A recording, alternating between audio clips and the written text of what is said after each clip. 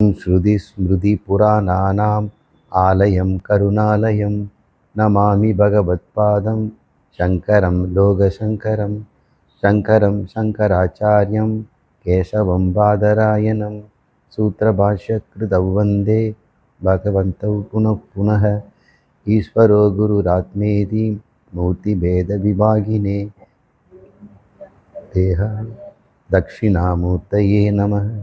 सहनाववतु सहनौ भुनक्तु सह वीर्यं करवावहै तेजस्विनावधीतमस्तु मा विद्विषावहैः। ओम शांति शांति शांति।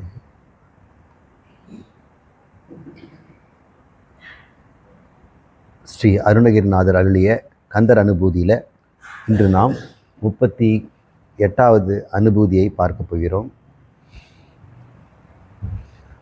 ஆதாளியை ஒன்று அரியேனை அறத்தீதாளியை ஆண்டது செப்புமதோ கூதாள கிராதகுலிக்கு இறைவா வேதாள கணம் புகழ் வேலவனே.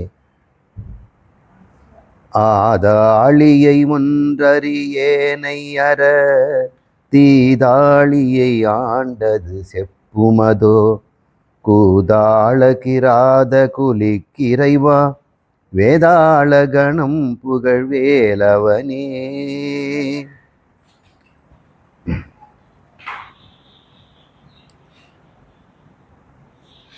வழக்கம் போல 4 வரியில் இருக்கக்கூடிய அனுபூதியில் 2 வரிகள் முருகனை பற்றி விளக்குவார், 2 வரியில் தன்னோட அனுபூதியை சொல்வார். அனுபூதிங்கிறது எப்படி அவரால் மீட்கொள்ளப்பட்டார், முருகனால் மீட்டெடுக்கப்பட்டார், ஒரு திசையிலிருந்து இன்னொரு திசைக்கு மடை மாற்றப்பட்டார், அதனால் அவர் அடைந்த நன்மைகள் என்ன, அனுபூதி என்னங்கிறத விளக்குறார். அனுபூதினா அனுபவத்தை மட்டும் சொல்லலை, இந்த அனுபவத்துக்கு எனக்கு என்னெல்லாம் அவர் கொடுத்தார், இதில் நான் எப்படியெல்லாம் வெளிவந்தேன், இந்த அனுபூதி சாத்தியமாவதற்கு என்னென்ன காரணங்கள், அது அத்தனையுமே இந்த அனுபூதியில் இருக்குது. வெறும் அனுபூதினா ஒரே வார்த்தை தான், அகம் பிரம்மாஸ்மின்னு சொல்லிட்டு போயிட வேண்டியது தான். ஆனால் அப்படி அவர் சொல்லலை. தன்னை எப்படி முருகனாக அவர் மாற்றினார், தன்னையே முருகன் என்று தான் உணரும்படி எப்படி செய்தார் என்பதை அந்த வழியெல்லாம் காட்டுறார். அதனால் நான் எப்படி இருந்தேன், நான் எப்படி இருக்கேன்னு சொல்கிறார். ஆதாளியை ஒன்று அரியேனை. ஆதாளின்னா பிரயோஜனம் இல்லாமல் பேசிக்கிட்டே இருக்கிறவன், வாயை திறந்தால் மூடுறதே இல்லை. ஆதாளி வாயன் அப்படின்னா ஒரு பிரயோஜனமெல்லாம் பேசிக்கிட்டே இருப்பான்.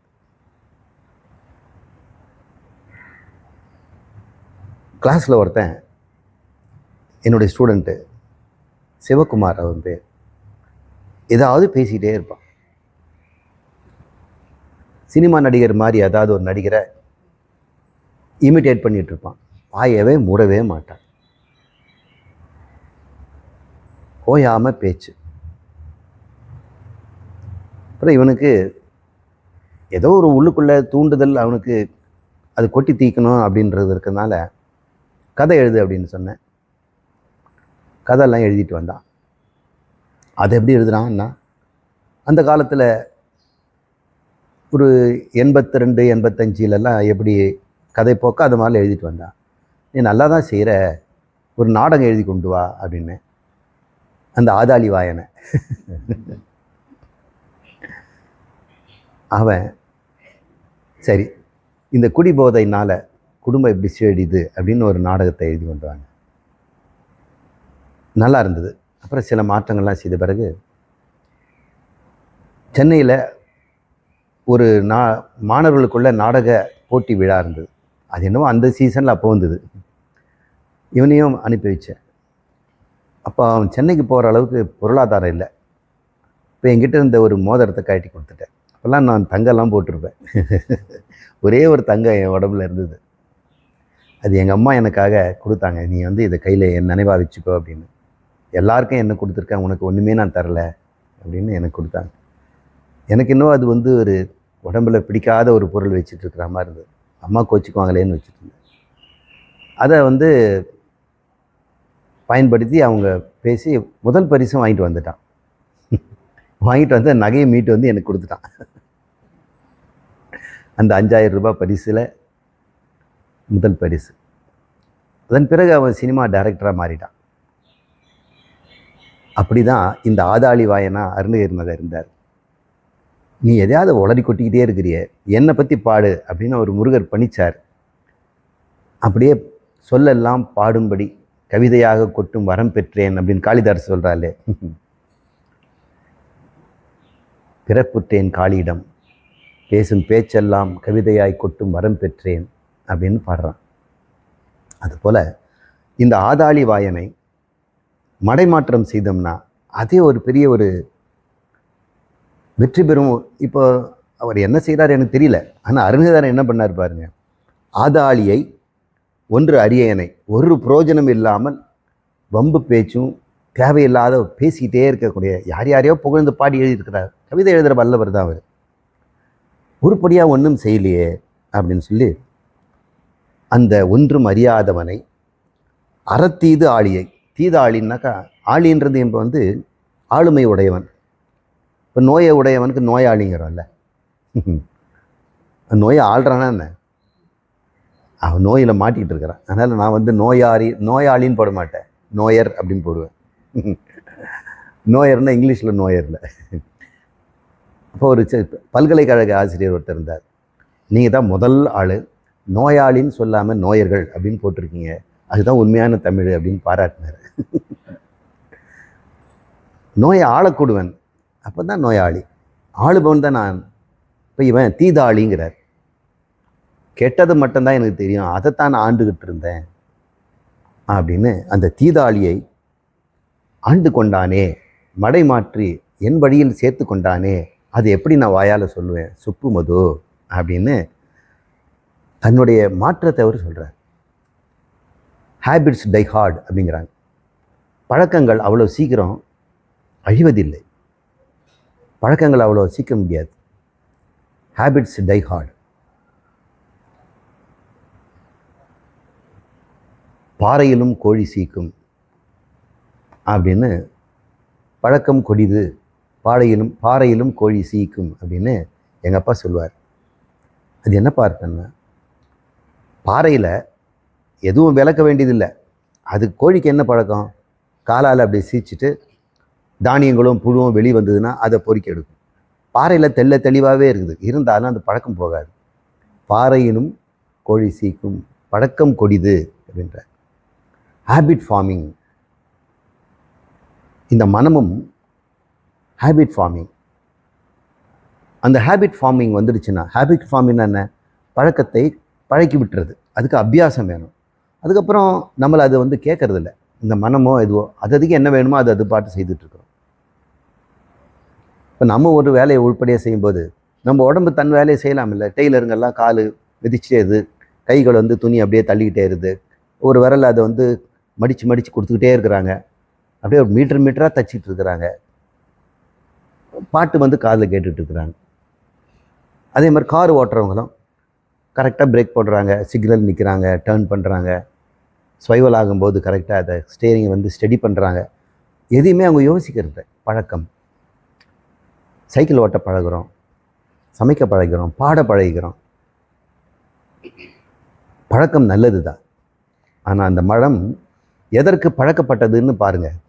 நீங்கள் இப்போ வந்து நல்லதுக்கு பழக்கிறீங்க, ஏன்னா முருகர் ஆண்டி கொண்டார். ஒருவேளை ஆளலைன்னா அவர் என்ன பழக்கத்தில் இருப்பார்? அந்த பழக்கம் கொடிது, அது வந்து தீமையானதுன்னு கூட நமக்கு தெரியாமல் அதை செய்துகிட்டே இருப்போம். மற்றவங்க சுட்டி காட்டுவாங்க, ஏன் இப்படி பண்ணிக்கிட்டு இருக்கிறீங்க அப்படின்னு. இந்த பழக்கத்தை நாம் வந்து மறுபடியும் நடுவில் புகுந்து அதை மாற்றணும். அனாதி காலத்துலேருந்து நமக்கு ஒரு பழக்கம் இருக்குது. என்ன பழக்கம்னா, ரிவார்டை நோக்கி ஓடுறது, பனிஷ்மெண்ட்லேருந்து விலகிறது. நமக்கு எப்போ ரிவார்டு வேணும், அந்த ரிவார்டுக்கு இருக்கிற ஒரு பழக்கம் இருக்கு இல்லையா, அது வந்து ரிவார்டுனாலேயே, ரிவார்டுனா நமக்கு அன்பளிப்பு, வெகுமதிப்பு. இந்த வெகுமதிப்பு கிடைக்கிற பழக்கம் தூண்டப்பட்டு உறுதியாகுது. பனிஷ்மெண்ட் சொல்லக்கூடிய தண்டனைக்கு எது இருக்குதோ அதுலேருந்து அது விடுபடுது. இப்படி தான் நம்ம மனசு புத்தியும் ப்ராக்டிஸ் பண்ணிடுது. ஒரு சாதாரண கோழியோ அல்லது குரங்கோ, அதுங்களுக்கு இந்த மெக்கானிசம் கொடுத்துருக்கிறார் கடவுள். வெகுமதியை நீக்கி செல்லுகின்ற பழக்கத்தை ஊக்குவிக்கும். இப்போ குழந்தையும் சாதத்தை எடுத்து குட்டி கை அள்ளும்போது கை முழுக்க இருக்கும், அதை குவிச்சு உருட்டி வாயில் உள்ள திணிக்க தெரியாது. கையும் வாயும் ஒரே சைஸ் இருக்குது. அப்படியே அள்ளி இப்படி போடும்போது வாயெல்லாம் ஊசியில் தைக்க கற்றுக் கொடுக்குறாங்க ஒரு பெண்ணுக்கு, எம்ப்ராய்டரிக்கு. இப்படி போடுறா, அப்படி இழுக்கிறா, இப்படி இழுக்கிறா, நூலெல்லாம் சிக்கலாக வருது. 10 தடவை செய்த பிறகு தவறான முறைகளில் ரிவார்டு கிடைக்கல, சரியான முறையில் வரும்போது சக்குன்னு அந்த காஜா தைக்கிறோம், அந்த கலர் கரெக்டாக வந்த உடனே அந்த பழக்கத்தை அவங்க பிடிச்சிக்கிறாங்க. பனிஷ்மெண்ட் என்ன? தப்பாக செய்யும்போது அதுக்கு மறுபடியும் சரி பண்ணணும். சிக்காயிடுச்சு, தப்பாக குத்திட்டோம், மறுபடியும் நூலை பிரித்து எடுக்கணும். இதெல்லாம் punishment. So reward and punishment, வெகுமதி அவமதி, பரிசு தண்டனை, இந்த வாழ்க்கையை ஒரு பழக்கத்தை கொண்டு போகுது. இன்றைக்கி நாமெல்லாம் எதையோ பழகி வச்சுருக்கணும்னா வெகுமதியை கொடுத்ததால தான், தண்டனையிலிருந்து தப்பிச்சதால தான். தண்டிக்கிற காரியத்தில் நாம் விடுறதில்லை. பள்ளிக்கூடத்துலேயும் மாணவர்களுக்கு வெகுமதியும் தண்டனையும் இல்லைன்னா அவங்களை எப்படி புது பழக்கத்தை உண்டாக்க முடியும்? சில பழக்கங்களுக்கு வெகுமதி உண்டுன்னு அவங்க கண்டுபிடிக்கணும். இந்த வேல்யூ, உண்மையை பேசணும், பொய் பேசாது இருக்கணும். பொய் பேசினா தண்டனை அப்படின்னா உண்மை பேசுவாங்க பயந்து. ஆனால் உண்மை பேசல, ஒரு வெகுமதி கிடைக்குது பாருங்கள், அது ஊக்கப்படுத்தும். இப்போ தண்டனை பொய் பேசாது இருக்க உதவுனாலும் உண்மையை பேசுறதுக்கு ஒரு வெகுமதி கொடுக்கணும். இல்லை, எல்லாரும் சிகரெட் பிடிக்கிற போது இப்படிலாம் பண்ணாத கெட்டதுங்கிறாங்க. அவன் குடிக்காதவனை பார்த்து நீங்கள் சிகரெட்டே குடிக்கிறதில்லன்னு பாராட்டுறதில்லை. அவர் குழந்தையிலேருந்து குடிக்கிறதுல அது பெரிய பாராட்டும்பாங்க. உண்மையில் அவனை பாராட்டணும். யாருமா அப்படி பாராட்டுறாங்களா? போகிற வரங்களா, சார் நீங்கள் ஸ்மோக் பண்ணுறதில்ல, நான் டீ டோட்டலர்னு பேர். டீ டோட்டலர்னா மதுவோ மாதுவோ பெண்ணோ போதை வஸ்துக்களோ காஃபி டீயோ சாப்பிடாமல் இருக்கிறவங்கள டீ டோட்டலர் அப்படின்னு. இப்போ டீ டோட்டலில் யாராவது பாராட்டுறாங்களா? பாராட்டு வேலை நடத்துகிறாங்களா? அதனால் பாராட்டே இல்லாதனால நல்லது பக்கம் போகவே மாட்டேங்கிறாங்க. ஒன்று சின்னது தப்பு சொன்னால் எல்லாரும் தண்டனை கொடுக்குறாங்க, ஆனால் நல்லது செய்யும்போது பாராட்டுறதே இல்லை. இந்த மனம் பாராட்டுக்காக எதையும் செய்யும், தண்டனையும் தப்பிக்க எதையும் செய்யாமல் விடும். அப்போ நம்மக்கிட்ட இது எந்திரமான உடம்பு இல்லை. இந்த உடம்புக்குள்ளே இருந்து ஃப்ரீ வில்லும் இருக்குது, ஃப்ரீ ஓன்ட்டும் இருக்குது. ஐ ஓன்ட், ஐ வில் சொல்கிறோம்ல, செய்வேன் செய்ய மாட்டேன். இப்போ செய்வேங்கிறது முக்கியமா, செய்ய மாட்டேங்கிறது முக்கியமா? செய்ய மாட்டேங்கிறது தான். ஏன் தெரியுமா? போய் பேச மாட்டேங்கிறது ரொம்ப முக்கியம். அங்கே தான் மனம் வந்து ஃப்ரீ வில்லை எக்ஸசைஸ் பண்ணுது. உனக்கு செயல் சுதந்திரம் இருக்குதுங்கிறது எப்போ வரேன்னா, பசிக்குது, ஃப்ரிட்ஜ் முழுக்க சாப்பாடு இருக்குது, சூடாக வேறு சமைச்சிருக்கிறாங்க, இருந்தாலும் இன்றைக்கி விரதம் சாப்பிட மாட்டேன். அதுக்கு தான் ஃப்ரீ வில் வேணும். அப்போ ஃப்ரீ ஓன்ட்டு முக்கியமா, ஃப்ரீ வில் முக்கியமா? சில பேருக்கு இங்கிலீஷ் தெரியாது. ஓன்ட்னா ஐ வில் நாட் அப்படின்னு அர்த்தம். Free won't is more important then free will. அதனால் இவர் ஆதாளிங்கிற ஒரு பழக்கத்தை ஐ ஒன்ட்னு விட்டார் பாருங்க. அது கஷ்டம். பாராட்டு இதில் ஒன்றும் கிடைக்க மாட்டேங்குது. ஒருத்தர் செய்யாமல் இருக்கிறதுனால யாரும் விரதம் இருக்கிறது யாராவது பாராட்டுறாங்களா? இல்லையே. இருந்தாலும் ரிவார்டு இல்லாவிட்டாலும் ஒன்றை செய்வேன், இது செய்யாமல் இருப்பேன், இதிலிருந்து விடுபடுவேன் செய்வதற்கு ஒருவன் முயற்சி பண்ணணும். அதை முருகர் கொடுத்தார். நாமளும் நம்மளுடைய மாணவர்களுக்கு அதை கொடுக்கணும். ஃப்ரீ வில்லுக்கு நம்ம கொடுக்குற அதே ஒரு மரியாதையை ஃப்ரீ ஓன்ட்டு கொடுக்கணும். நீ இப்படியெல்லாம் செய்யாமல் இருக்கிறது பாராட்டுறதுக்குடா அப்படின்னு சொல்லணும். செய்யாமல் இருக்கிறதுக்கு பாராட்டா? செய்தது தான் பாராட்டுவாங்க. செய்யாததற்கு நம்ம பாராட்டு செய்யணும். அதை கண்டுபிடிக்கிறது டீச்சருங்களுக்கு தான் தெரியும். இந்த பையனுக்கு பாராட்ட வேண்டியது சிலதெல்லாம் செய்ய மாட்டேங்கிறான், தாமதம் பண்ண மாட்டேங்கிறான், நேரத்தில் செய்கிறா, மிஸ்டேக் செய்யறதில்லை, பேசுறதில்லை. இதெல்லாம் சிலதெல்லாம் செய்யாமல் இருக்கிறதுக்கு நமக்கு அதான் சொல்கிறார். நாம் பேசுறது ரொம்ப சுலபம், ஆனால் பேசாமல் இருப்பது தான் ஃப்ரீ வில். எனக்கு அந்த செயல் சுதந்திரத்தில் செய்யாமல் இருக்கின்ற ஒரு சும்மா இரு அப்படின்னு தான் அவர் சொன்னார். அப்போது பேசுறது ஈஸி. ஆதாளியபாயன் இப்போ சும்மா இருன்னு சொல்லிட்டார். அதுக்கப்புறம் நான் அடைஞ்ச நன்மையை செப்புமதோ நான் எப்படி என்னால் சொல்ல முடியும்? அதனால் அந்த ஒரு மந்திரத்தை மட்டும் நம்ம மறக்கவே கூடாது. அவர் எல்லாமே அதை வச்சு தான் சொல்கிறார். இதனால் தேவையில்லாத தீதுக்கு நான் ஆளாகினேன். இந்த தீதாளியை அவர் எப்படி காப்பாற்றினார், அதை செப்புமதோ அப்படின்னு கேட்குறாரு. நம்மக்கிட்ட டை ஹார்ட் அப்படின்னு ஒன்று இருக்குது. இந்த பழக்கம் அழிக்க முடியாத நம்முடைய ஜீவர்கள்கிட்ட பழக்கம் என்னென்னா, மிருகங்கிட்ட காப்பாற்றிக்கணும் இன்பம் இருக்குதுங்க. ஆனால் மனிதர்கிட்ட அதையும் தாண்டி ஒன்று பெருமை அப்படின்னு ஒன்று. அது நாய்கிட்டெல்லாம் கிடையாது, மாட்டுக்கிட்டலாம் கிடையாது. என் கொம்பு ரெண்டும் பெருமைக்குரியதுன்னெலாம் சொல்கிறது இல்லை. அதனால் கொம்பு கோணையாக இருந்ததுனாக்கா பிளாஸ்டிக் சர்ஜரி டாக்டர்கிட்ட போய் இந்த மாதிரி கோணையாக இருக்குது கொம்பு ஸ்ட்ரீட் பண்ண முடியுமா அப்படின்லாம் கேட்குறது இல்லை. கௌரவங்கிறது ஒன்றும் இல்லை, பசி தாகம் மட்டும்தான் இருக்குது நம்மக்கிட்ட. அதையும் தாண்டி ஒரு கௌரவங்கிற ஒரு மதிப்பு இருக்குது இல்லையா? அந்த கௌரவம் எங்கெல்லாம் நமக்கு வெகுமதி தருதோ அதை நோக்கி போகுது. கௌரவத்துக்கு எங்கே குறைச்சல் வருதோ அங்கேருந்து நம்ம விலக பார்க்குறோம். கண்ணுக்கே தெரியாத கௌரவம் நம்முடைய ஹேபிட்ஸை உண்டாகுது, நம்முடைய பழக்கத்தை திசை நோக்கி போகுது. இன்றைக்கி வாழ்க்கையில் எல்லாரும் பலவிதமாக கௌரவங்களை பார்க்குறாங்க. பெரிய பெரிய பணக்காரர்கள் கூட இருந்து பல பல தலைமுறைகளுக்கு ஆனந்தமாக சாப்பிடலாம் கவலை இல்லாமல், இருந்தாலும் கௌரவம் வேணுங்கிறாங்க. இப்படி செய்கிறாங்க. அதுக்காக கட்சி ஆரம்பிப்பாங்க, நன்கொடை செய்வாங்க, ஏதாவது கோயில்களுக்கு தானம் பண்ணுவாங்க, ஏதாவது செய்து கௌரவத்தை உண்டாக்குவாங்க. பசிதாக மட்டும் நமக்கு முக்கியம் இல்லை, மக்கள்கிட்ட அங்கீகாரம், அது கௌரவம், இதான் ரொம்ப முக்கியமாக இருக்குது. இந்த பழக்கத்தை ரொம்ப கொடிது. ஏனென்றால் இந்த கௌரவத்தை நம்ம காப்பாற்ற முடியாது. கௌரவம் எப்பொழுதும் ஒரே மாதிரியும் இருக்காது. உன்னுடைய கௌரவம் ஒவ்வொரு இடத்துல வெவ்வேறு மாதிரி இருக்கும். அப்போ மனதனுடைய வேதனையும் கஷ்டமும் நமக்கு வரும். ஒரு இடத்துல கௌரவம் இருக்குது, ஒரு இடத்துல கௌரவம் இல்லாமல் போகுது. சாதாரண மக்கள்கிட்ட கௌரவமாக இருக்கிறான், ஆனால் பண்டிதர்கள் மணியில் கௌரவம் குறைஞ்சி போயிடுது. அவன் தலையை குளிச்சு போட்டுறான், இங்கே வாயே திறக்க முடியலையே அப்படின்னு. அதையும் நம்ம விடணும். அப்போ நம்முடைய ஹேபிட் அப்படின்னு சொல்கிறோம் இல்லையா, பழக்கம், இந்த பழக்கத்தை நாம் சீர்தூக்கி பார்க்கணும். எந்த பழக்கம் இந்த ஆத்ம ஞானத்துக்கு எதிரடையாக இருக்கோ அதை கண்டுபிடிக்கணும். தன்னை பிரம்மம் திருப்திய உடையவன், திருப்தியாளன், நான் சாந்த சுரூபன், என் மனம் எப்பொழுதும் நிறைந்தே இருக்கிறது, ஏன்னா நான் அளவற்றவன் அப்படின்னு ஒரு புது பழக்கத்தை உண்டாகணும். நமக்கு அனாதிகாலம் தொட்டு ஒரு பழக்கம் இருக்குது, எங்குமே இருக்கிறத ஒரு இடத்துல காட்டிடுறது. அது பேர் லோக்கலைசேஷன் அப்படின்னு சொல்கிறாங்க. லொக்காலிட்டி. நீங்கள் எங்கே இருக்கிறீங்க யாருக்குமே தெரியாது, ஆனால் ஜிபிஎஸ்சில் நீங்கள் பார்த்தீங்கன்னா உங்கள் செல்ஃபோனை வச்சு நீங்கள் எங்கே இருக்கிறீங்கன்னு காட்டிடும். அப்போ நீங்கள் இந்த உலகத்தை பார்க்குறீங்க, எங்கேருந்து பார்க்குறீங்க? உங்கள் உடம்புலேருந்து பார்க்குறீங்க.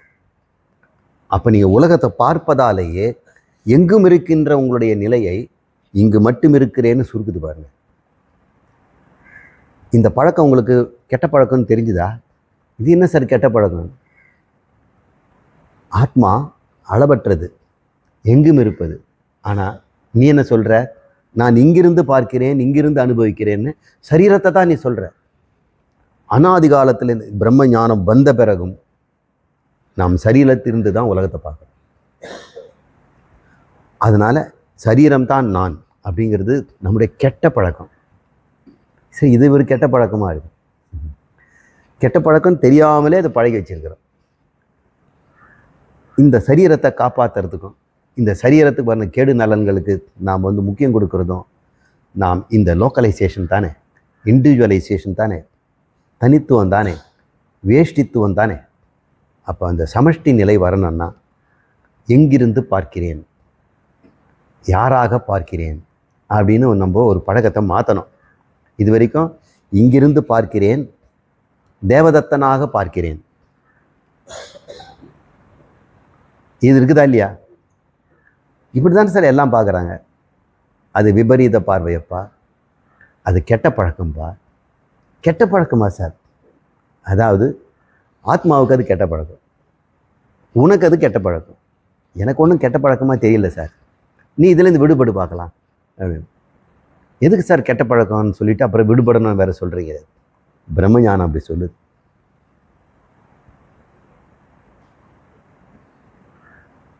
இந்த கெட்ட பழக்கத்தில் எப்படி விடுபடுறதுன்னு இன்னொரு முறை வேறு பாடலில் வரும், அப்போ நான் விளக்குறேன்.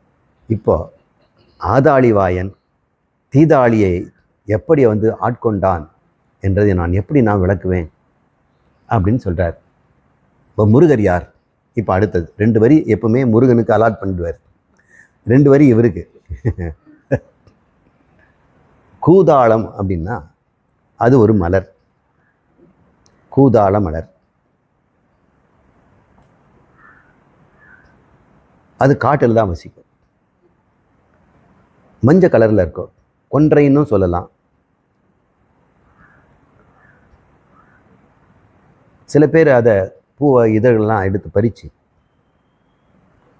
டிகாக்ஷன் போட்டு சாப்பிட்டோம்னா சுகர் குறையும் அப்படின்னு சொல்கிறாங்க. மஞ்சள் கலரில் ஆவாரம்பூன்னு வேற சொல்லுவாங்க.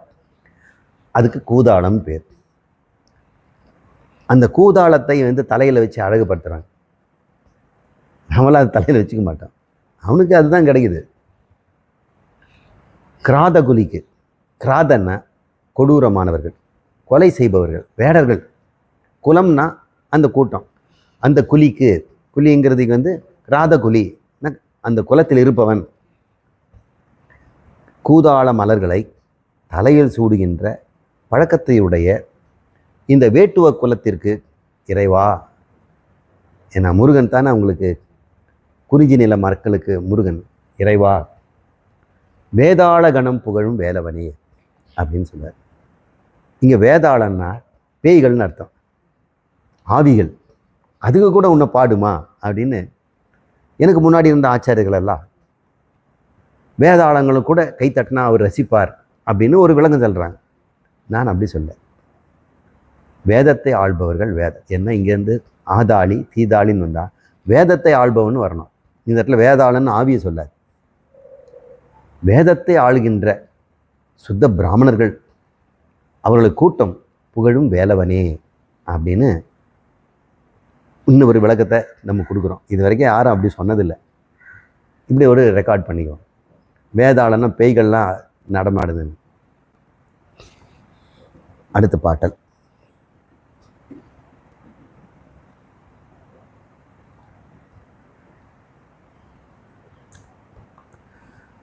மாயேழ் ஜனனம் கெட மாயை விழா மூயேஷனை என்று முடிந்திடுமோ கோவே குரமின் கொடித்தோள் புணரும் தேவே சிவசங்கர தேசிகனே. மாயேழ் ஜனனம் கெட மாயை விடா மூயேஷனை என்று முடிந்திடுமோ கோவே குரமின் கொடித்தோள் புணரும் தேவே சிவசங்கர தேசிகனே. இங்கே வடமொழி சொல்லு, தமிழில் அவங்க சனனம்ங்கிறாங்க, நம்ம ஜனனம்னு படிக்கணும். மூ ஏடனைன்னு போட்டிருப்பாரு, மூ ஏஷனைன்னு படிக்கணும். மூ ஏடனைன்னு சொன்னாலும் தப்பு கிடையாது, அவருடைய பாட்டு அப்படி. நாம் பொருள் புரிஞ்சுக்கிறதுக்கு வடமொழியை நாம் வடமொழி உச்சரிப்பிலே சொல்லுவோம், தப்பு கிடையாது. மா ஏழ் ஜனனம் கெட மாயை விழா மூயேடனை என்று முடிந்திடுமோ. வழக்கம் போல் முருகருக்கு 2 வரி. கோவே ஏ அரசனே. கோ அப்படின்னா வளைந்ததுன்னு அர்த்தம். கொடுங்கை, கொடுவாள், குடம், குழி, குவித்தல். பார்த்தோம்னா இப்படி கை வருது இல்லை, சம்திங் பெண்ட், சம்திங் கர்வ்டு, ஏதோ வளைஞ்சிருக்கிற மாதிரி. ஏதாவது கொஞ்சம் வளைஞ்சிருந்ததுன்னா அது கோ அப்படின்னு சொல்கிறது. அது கூன், கூன் போட்டிருக்கிறான். இந்த அது பேர் வேர்ச்சொல்னு பேர். எட்டிமாலஜியில் பார்த்தோம்னா அடிப்படை சப்தங்கள்லாம் இருக்குது. கூ அப்படின்ற வார்த்தையை எதுக்காக குனிதல், குவிதல், குழிவு, வளைவு அப்படின்ற அர்த்தம். இந்த இடத்துல கோன் அப்படின்னு சொன்னோம்னா கோல், வளைந்த கோல் உடையவர். ஆரம்ப காலத்தை மனிதர்கள் பெருங்கூட்டமாக வசிக்கும் பொழுது அவங்களுக்கு தலைவன் தேவைப்பட்டாங்க. ஆரம்ப கால மனிதர்கள் வேடுவர்களாக இருந்தாங்க. அதுக்கப்புறம் மேய்ச்சல் நிலத்தில் வாசாங்க. விவசாயமோ மேய்ச்சலோ. மேய்ச்சல் பண்ணுறவன் கையில் ஒரு கோல் வச்சுருப்பான். அந்த கோல் வளைஞ்சிருக்கும். ஏன்னா மரத்தில் போட்டு இழுத்து தலையை வெட்டி அந்த வாகை வெட்டி அவங்க கொடுக்கணும். அதுக்கு கை வசமாக வச்சுருப்பான். அந்த பசுக்களுக்கு தலைவன் இந்த வளைந்த குச்சி வச்சுக்கனால பேர் கோன் பேர். ஆடு மாடுகளை வளர்ப்பாங்க. அந்த வளைந்த கோல்களையே கட்சிட்டு சுற்றிறதுனால அவங்க கோனார் அப்படின்னு பேர். ஆடு மாடுகளை வளர்க்குறவங்க ஜாதி பேருன்னு எடுத்துக்காதீங்க, நம்ம சொல்ல கொண்டு வரோம். ஏன்னா கோன் அப்படின்னு சொல்கிறது. இப்போ ராஜாவுக்கும் இப்போ அந்த அந்த அரசாங்கம் தான் ஆடு மாடுக்கெல்லாம் யாருக்கு சொந்தம்? மாடை வச்சு கண்டுபிடிக்க முடியாது. இது ஏன் மாடு அப்படின்னு இன்னொருத்த கூட்டம் சொல்கிறான். அப்போ மாட்டுங்களுக்குன்னா பிராண்டு போடணும், ஏதாவது அடையாளம் வைக்கணும். காதில் இப்பெல்லாம் இப்போ ஒரு கிளிப் கொட்டுடுறாங்க. முன்னெல்லாம் ஒரு சூடு வச்சுருவாங்க, ஒரு அடையாளம் போட்டு வைப்பாங்க. அதனால் திருடு போனால் அந்த மாடு இருக்குதா? வெஸ்டர்ன் கண்ட்ரிலெலாம் அப்படிலாம் இருந்தது. குதிரைகளுக்கும் மாடுகளுக்கும் அந்த பிராண்டிங்னு பேர். பிராண்டிங் அயன் ஆர்கே அப்படின்னு ஒரு இரும்பில் இருக்கும் எழுத்து, சூடு பண்ணி அப்படி வச்சு எடுத்துருவாங்க. மாட்டுக்கு கொஞ்சம் நேரம் வலிக்கும், ஆனால் தொலையாமல் இருக்கும். அவங்களுக்கு டிஸ்பியூட் வரும், எனது தான் உண்டு தான் அப்படின்னு. கோழிகளுக்கு எப்படி நம்ம கணக்கு வைக்க முடியும்? வேலியும் கிடையாது. அவங்க 15, 20, 30, 40 ஏக்கரில் மேய்ச்சல் பண்ணுறாங்க. அந்த பக்கத்தில் ஒரு 30 ஏக்கர் சொந்தக்கார ஒருத்தர் இருப்பான். இவங்களுக்கெல்லாம் சண்டை வரும் இல்லையா? இந்த தீர்க்கிற ஒருத்தர் இருப்பான். அவனை இந்த மேய்ச்சல் இன மக்களுக்குள்ளே ஒரு ராஜா தேவைப்படுது. அப்புறம் இந்த பொருளை விற்கணும், அதுக்கு ஒரு ரேட்டு வைக்கணும். இந்த பொருளுக்கு எவ்வளோ தகுதி, எந்த அளவுக்கு, அந்த சீசனுக்கு ஏற்ற மாதிரி மாறும் ரேட்டு வேறு. பால் அதிகமாக இருக்கனால கொஞ்சம் கம்மியாக தான் கொடுக்கணும். நேற்று கொடுத்த மாதிரி அரிசி நீ கொடுக்க முடியாது. இதெல்லாம் சரி பண்ணுறவன் ஒருத்தன் வேணும் இல்லையா? அவன் பேர் கோனார், ராஜா அப்படின்னு அர்த்தம். அவன் பேர் கோன். இந்த பழக்கல் தான் செங்கோல் அப்படின்னு பின்னாடி ராஜாவுக்கு ஒரு கோல் கொடுக்குறான். விக்டோரியா நாட்டில் அந்த இங்கிலீஷ் பீப்புள் கூட ராணிக்கிட்ட ஒரு கோல் இருக்கு. அடையாளமாக கோலை தான் கொடுப்பாங்க. செங்கோல் வளையக்கூடாதும்பாங்க. அவங்க வளைஞ்ச கோலை தான் பயன்படுத்தினாங்க. இயேசுநாதர் கையிலையும் ஒரு வளைஞ்ச கோல் இருக்கிறது பார்க்கலாம். இப்படி தான் இந்த வார்த்தை கோவே அப்படின்னு சொல்லிலேருந்து வருது. ஆய்ந்து பார்க்கணும். இந்த சொற்களெல்லாம் நம்ம ஆய்ந்து பார்த்தோம்னா நம்முடைய சரித்திரம் தெரியுது.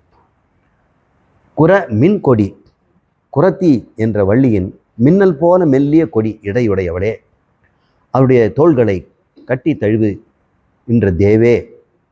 தேவேனா தேஜஸ் உடையவனே, பிரகாசரூபகனே, ஞானஸ்வரூபனே அப்படின்னு அர்த்தம். தேவே சிவசங்கர தேசிகனே, சிவசங்கரனுக்கே பாடம் நடத்தினவனே. தேசிகன்னா பாடம் சொல்லி கொடுக்குறோம் அப்படின்னு சொல்லிடுறார். சொல்லிட்டு புகழ்ந்துட்டு, நீ என்ன பண்ண இந்த ஆதாளியை? மாயேழ் ஜனனம் கெட. இந்த 7 வகையான ஜனனங்கள், 7 முறை தான் பிறக்கணும்னு நினச்சிக்கிறாங்க நிறைய பேர். 7 முறைலாம் இல்லை, பிறவிக்கு எண்ணிக்கையே கிடையாது. இங்கே உலகத்தில் எத்தனை உடம்பு இருக்குதோ அத்தனை உடம்புக்குள்ளேயும் நம்ம வாழ்ந்து தான் வரணும், வாழணும். யாரும் தப்பிக்கவே முடியாது. அந்த அனுபவம் நமக்கு தேவைப்படுது. கொக்கா இருந்து பாருங்க, அது ஒரு சுவாரஸ்யமான வாழ்க்கை தான். ஒரு மலராக இருந்து பாருங்க, அதுவும் தாமரை மலராக இருங்க. சரஸ்வதியை உட்காருவா, வண்டுகள் மொய்க்கும். அது ஒரு அனுபவம் தான். பகவான் எல்லாத்துக்குள்ளேயும் அந்தர்யாமியாக இருந்துட்டு அனுபவிக்கிறார். ஒரு சரீரம் விட மாட்டேங்கிறார். எல்லா சரீரத்திலையும் அந்தர்யாமியாக பகவான் தான் இருக்கிறார். ஆனால் நம்ம ஒரு சரீரத்தில் இருந்துக்கிட்டே இவ்வளோ கஷ்டப்படுறோம். அவர் எதுக்கு எல்லா சரீரத்திலும் இருக்கிறார்? இருந்து பார்ப்போமே, வாழ்ந்து பார்ப்போம் வா ராஜா அப்படின்னு ஒரு பாட்டு. வாழ்ந்து பார்ப்போம் வா ராஜா, வாழ்ந்து பார்ப்போமே. எதுக்கு பயப்படணும்? இந்த மா 7 மிகப்பெரிய 7 ஜனனங்கள்னா 7 லோகத்திலையும் எத்தனையோ உடம்பு இருக்குது. இது பூமிங்கிற லோகம். லோகம்னாலே அனுபவம். பூமியில் கிடைக்கிற அனுபவம் வானுலகத்தில் கிடைக்காது, நரகத்தில் கிடைக்கிறதுக்கு பூமியில் கிடைக்காது. சில பேருக்கு அந்த அனுபவத்தை கொடுக்கணும்னா இந்த பூமியில் தேடி பார்த்தா கூட இவனுக்கு இவன் பண்ண பாவத்துக்கு இங்கே எங்கே பண்ணாலுமே இவன் வந்து அது பத்தாதுன்னு தான் சொல்லுது. இவனுக்கு கொடுக்க வேண்டிய தண்டனைக்கு, பட வேண்டிய கஷ்டத்துக்கு பூமியில் எந்த ஒரு உடம்புலையும் கொடுக்க முடியாது. தேள் உடம்போ, புழு உடம்போ, ஈசல் உடம்போ, வெட்டுக்கிளி உடம்போ கூட இவனுக்கு சுகமாக போயிடும், கிடையாது. அவனுக்கு ஒரு அனுபவம் கொடுக்கணுன்னா இன்னொரு உலகத்தை உண்டாகிறாரு, கீழே உலகம். இந்த 7 உலகங்கள், மேல் உலகமோ கீழ் உலகமோ, அங்கே எத்தனை உடம்புகள் இருக்கும் நம்மளால் சொல்ல முடியாது. பூமியில் எத்தனை உடம்புகள் இருக்குதுன்னு இது வரைக்கும் சயின்டிஸ்ட் முடிவு கட்டலை. டாக்ஸானமிஸ்ட் அப்படின்னு சொல்லக்கூடிய பட்டியல் எடுக்கிறவங்க இப்போ கூட சொல்கிறாங்க, கேரளாவில் ஒரு மூலையில் புதுசாக ஒரு தவளையை கண்டுபிடிச்சோம், அமேசான் காட்டில் புதுசாக ஒரு தவளை இனம் கண்டுபிடிச்சோம். தவளை இனமே இன்னும் முடியல, அப்புறம் பூச்சி இனத்தை எவன் கண்டுபிடிப்பான்? ஒரு பூச்சிக்கு இன்னொரு பூச்சிக்கு எவ்வளோ வித்தியாசம் இருக்குது நமக்கே தெரியாது. அதை படிக்கிறவங்க அவங்ககிட்ட தான் கேட்கணும். என்டமாலஜிஸ்ட்டு தலை சுற்றி போயிடும். நாங்கள் பாட்னிஸ்ட், எங்களுக்கு பிளான்ட் எல்லாம் வகைப்படுத்துறது ஈஸி. ஆனால் புல்லுனுடைய டாக்ஸானமி வந்தால் நாங்கள்லாம் பயந்துடும். மோனோகாட்னு ஒற்றை விளைந்த தாவரங்கள், அதில் இந்த கிராஸ் டாக்ஸானமிக்கு யாருக்கிட்டே போக மாட்டாங்க. நீங்கள் ஒரு புல்லுடைய பூவை கொண்டாந்து காமிச்சு இன்னொரு புல்லுடைய பூவை காமிச்சு உங்களுக்கு ஒரு வித்தியாசமும் தெரியாது. எத்தனை புல் வகை இருக்குது தெரியுங்களா? ஆயிரக்கணக்கான புல்கள். பூக்குள்ளே போய் பார்த்தா தான் தெரியும். அதுவும் டெலிஸ்கோப்பில் மைக்ரோஸ்கோப்பில் பார்த்தா தான் அந்த புல்லுடைய பூ, அது கொத்து கொத்தா தோகை மாதிரி இருக்குது. கரும்பு ஒரு புல்லினம், கரும்பு புல். அதனுடைய தோகையை பார்த்தீங்க இல்லையா? அது ஒன்று சின்னதாக இருக்கிறதெல்லாம் பூக்கள். அது மொத்தமாக சேர்ந்து இன்ஃப்ளாரசன்ஸ்ன்னு சொல்லக்கூடிய பூ மஞ்சரி. அந்த பூ மஞ்சரி விதவிதமாக இருக்குது. அந்த பூவை எடுத்து பார்த்தா கோதுமை பூவும், அரிசி பூவோ, வரகம், சாமயம் ரொம்ப ரொம்ப கஷ்டம். எங்களை எக்ஸாமினேஷனில் அதை தான் கொடுத்து கண்டுபிடிக்க சொல்லுவாங்க. இதை செய்கிற ஒருத்தர் இருக்கிறார், அவர் பிரசிடென்சி காலேஜ் ப்ரொஃபஸர், கொடூரமான ஆள். ஏன்னா அவருடைய பிஹெச்டி தீசிஸே இந்த கிராஸில் தான். அவர் பட்ட கஷ்டம் எல்லாம் படட்டுமே, சோதனை பண்ணி பார்க்குது. ஆனால் எங்களுக்கு கொடுக்கப்பட்ட எல்லா புல்லும் தெரியாது. கொடுக்கப்பட்ட சிலபஸில் இருக்க தான் நாங்கள் படித்து வச்சுருப்போம். படித்து வச்சு 5 விரல் இருக்கக்கூடியது, கொத்தாக இருக்கக்கூடியது. அது ஆண் எப்படி இருக்கும்? ஆனால் ஒரு மீசை இருக்கும். கோதுமையெல்லாம் கதிராக ஒரு எல்லாத்துக்கும் ஒரு ரோமம் இருக்கும். அந்த ஆண் வச்சு நாங்கள் கண்டுபிடிப்போம். இப்போ ஆண்லெஸ் வெரைட்டியும் கொண்டாந்துருக்கிறேன். இந்த ஆண்னு சொல்லக்கூடிய மீசை இருந்ததுன்னா அது ஒன்று தள்ளி விதை கீழே விழுந்துடுது. அப்போ நாங்கள் ஒரு அக்ரிகல்ச்சரில் ரிசர்ச் பண்ணி ஆன்லெஸ் வெரைட்டி, எவ்வளோ நெருக்கமாக விதைகள் இருந்தால் கூட ஒன்று தள்ளாமல் கதிர் அப்படியே எடுத்துக்கலாம். இல்லைன்னா நம்ம ஆண் வெரைட்டி எடுத்துட்டோம்னா அது போய் அறுவடை பண்ணுறதுக்கு முன்னாடி பூமியில் கிடக்கும், தள்ளி விட்டுரும். அது பிழைக்கிற வழியை அது நமக்கு எடுக்கிறோம். அப்போது இந்த சிவசங்கர் என்ன சொன்னேன், இந்த 7 ஜனனம், இந்த புல்லுக்குள்ளே எவ்வளோ இருக்குதுன்னு தெரியல. எந்த உடம்புல நம்ம இருப்போம், ஒன்று விடாமல் நான் பிறந்து இழைத்தேனே அப்படின்னு மாணிக்க வாசகர் சொல்கிறார். புல்லாகி பூடாகி புழுவாகி 7 லோகங்களிலும் எல்லா அனுபவத்தையும் அனுபவிச்சேனே. ஆனாலும் போதும்னு வாய் சொல்லுதா? இந்த வாய், இந்த உடம்புகள் போதும், எடுத்த உடம்பு போதும் எனக்குன்னு சொல்லுதா? இந்த மாயை என்னை பிடிச்சி வாட்டுதே, இந்த மாயை கெடுத்துட்ட. அசரீரி தான் நான் உண்மையிலேயே, சரீரமற்ற ஞான சொரூபமான ஆத்மா நான். ஆனால் எதுக்காக இந்த கேடுகட்ட உடம்புக்குள்ளே இருக்கிறேன்? எங்கும் இருக்கின்ற நான் ஏன் உடம்புக்குள்ளே மானசிக்கிறேன்? ஏன் இருக்கக்கூடாது? எங்கும் இருக்கின்றனா இங்கும் இருக்கணும் இல்லை? இருந்தால் என்ன கஷ்டம்? நான் இங்கு மட்டும் இருக்கிறேன்னு சொல்கிறேன் பாருங்க, அதுதான் தப்பு. சார் எங்கும் இருக்கிற மாதிரி ஃபீலிங்கே இல்லையே சார், உடம்புல இருக்கிற மாதிரி ஃபீலிங் தான். அப்போது உனக்கு 2 ஃபீலிங் இருக்குது, 2 உணர்வும் உனக்கு தரப்பட்டிருக்குது. ஆனால் ஒன்று தான் உனக்கு பிரகாசமாக தெரியுது, இன்னொன்று மங்கி தெரியுது. எப்பவுமே ஒரு கோடு பக்கத்தில் இன்னொரு கோடு சின்னதாக போட்டால் இது கோடு பெருசாக தெரியும். இந்த செவுத்துலேயே சூரிய ஒளி பிரகாசமாக பட்டுக்குதுன்னு வைங்க, அந்த செவுரில் ஒரு ஒளி இருக்குது. இப்போ இந்த கண்ணாடி மூலம் அதை ஆட்டுறேன், தெரியுதோன்னு தெரியல உங்களுக்கு. இப்போ தெரியுதுங்களா? ஏங்க இப்போ எங்கும் இருக்கின்ற ஒளியும் இருக்குது, இங்கும் இருக்கின்ற ஒளியும் இருக்குது.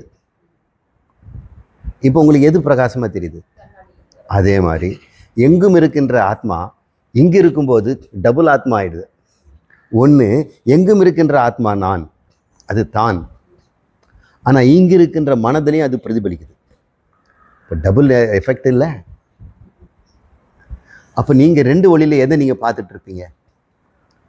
உங்கள் கவனத்தை எது இருக்கும்? அந்த கரணத்தில் பெருகின்ற ஒளி தான் உங்கள் கவனத்தையே எழுகுது. இது தான் நானுன்னு அனாதி காலத்திலிருந்து ஹேபிச்சுவல், யூ ஆர் ஹேபிட்டட். இந்த அந்த கரணமும் சாதாரண ஆள் இல்லைங்க, அது டபுள் லென்ஸ். இன்பத்தை சிறுசாக காட்டும், குவி லென்ஸு, பை கான்வெக்ஸ் லென்ஸ். துன்பத்தை பெருசாக காட்டும், கான்கேவ் லென்ஸ். இந்த மனம் லென்ஸு இந்த ஆத்மாவினுடைய ஆனந்தத்தை குறைச்சி துன்பம்னு காட்டும். ஏதாவது ஒரு கூடமாக உடம்புல கஷ்டம் வந்துடுச்சுன்னா இந்த ஆத்மாவுடைய சுய ஆனந்தத்தை அது பெருசு பண்ணி காட்டும். நாம் என்ன பண்ணணும்? இந்த லென்ஸை குழிவாக இட்லி மாதிரி இருக்கக்கூடாது, ரெண்டு பக்கமும் குழிவாக இருக்கக்கூடியதும் பண்ணக்கூடாது, ரெண்டும் தேய்ச்சி சம கண்ணாடி ஆக்கணும். இந்த லென்ஸ் என்ன பண்ணணும்? சமமாக்கணும். நெய்தர் கான்கேவ் நார் convex, it is plain flat. சமமான கண்ணாடி. இந்த மனம் சமமாகி போச்சுன்னா அப்போது இந்த பிரகாசம் குறைஞ்சி போயிடும். இந்த பூதமும் பண்ணாது, டல்லும் பண்ணாது. ஆத்மாவுடைய ஒளி எவ்வளவோ அதே ஒளி லென்ஸுக்குள்ளேயும் கண்ணாடிக்குள்ளேயும் இருக்கும். அப்போ தான் தெரியும், ஓ நான் ஆத்மா எங்கும் இருப்பவன்.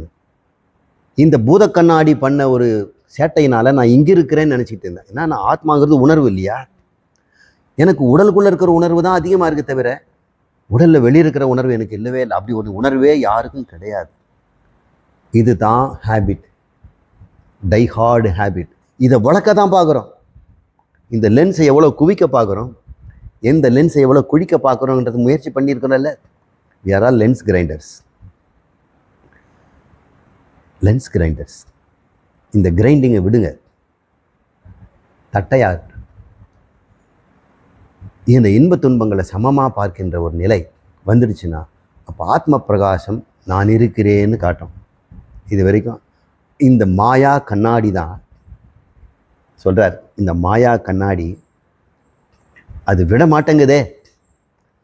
இந்த மாயா கண்ணாடி தானே இந்த 7 லோகத்திலையும் நான் வசிக்கிறேன், உடம்பளவானேன் அப்படின்னு என்னை இப்படி தண்டமாக பண்ணிட்டனே. நான் உடம்பளவற்றவன், எல்லா உடம்பிலும் இருப்பவன், ஒரு சொரீரத்தில் ஒரு அந்த கரணத்தில் இருப்பவன் என்று என்னை நான் கெடுத்து கொண்டேனே.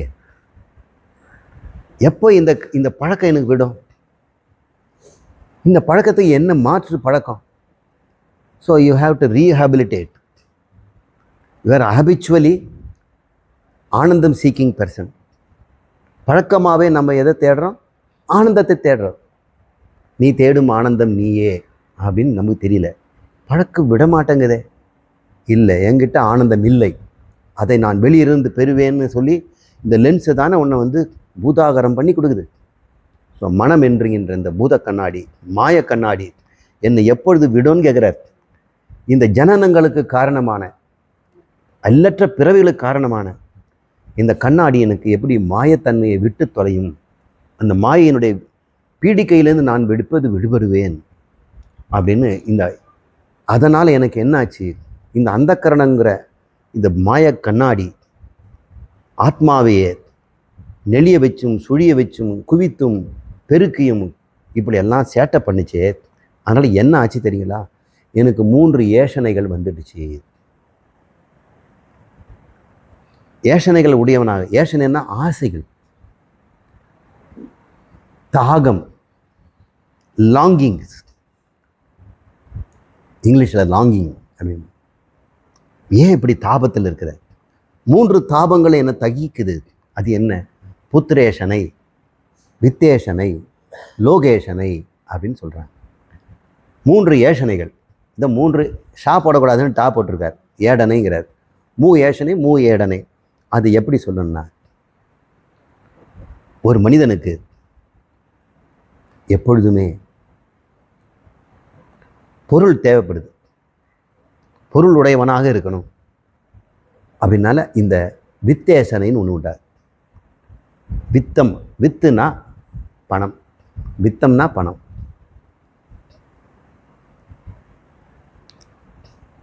வித்தம், வனிதா, புஸ்தகம், பரகஸ்தம், கதம் கதம் அப்படின்னு ஒரு பழக்கம்.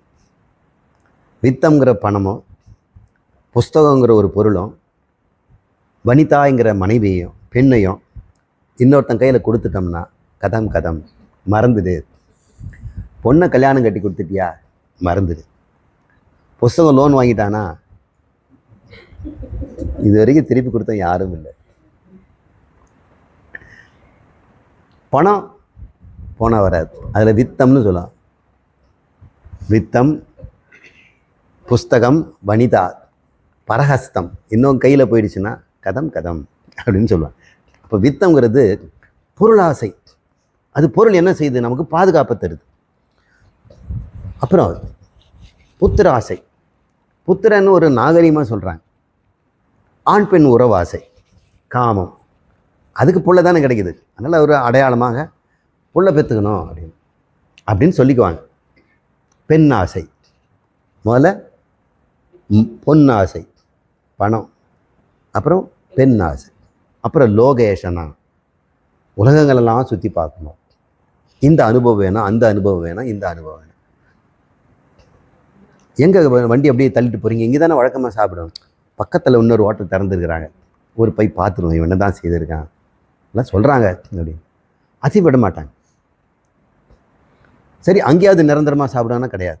இன்னொரு ஹோட்டல் ஏதாவது இருக்குது, 17 கிலோமீட்டர் வண்டி எடுத்துகிட்டு போய் சாப்பிட்டு வராங்க. ஒவ்வொரு வினோதமான அனுபவங்கள். அந்த அனுபவத்துக்கு பேர் லோகம்னு பேர். லோகம்னா உலகம்னு நினச்சிக்காதீங்க. உலகம் உங்களுக்கு அனுபவம் தான் தரும். இந்த அனுபவ வேட்டை அல்லது மண் ஆசைன்னு கூட சொல்லலாம். மண் ஆசையை நான் இப்படி புரிஞ்சுக்கிறேன். நிறைய லேண்ட் வாங்கி போட்டால் கௌரவம்.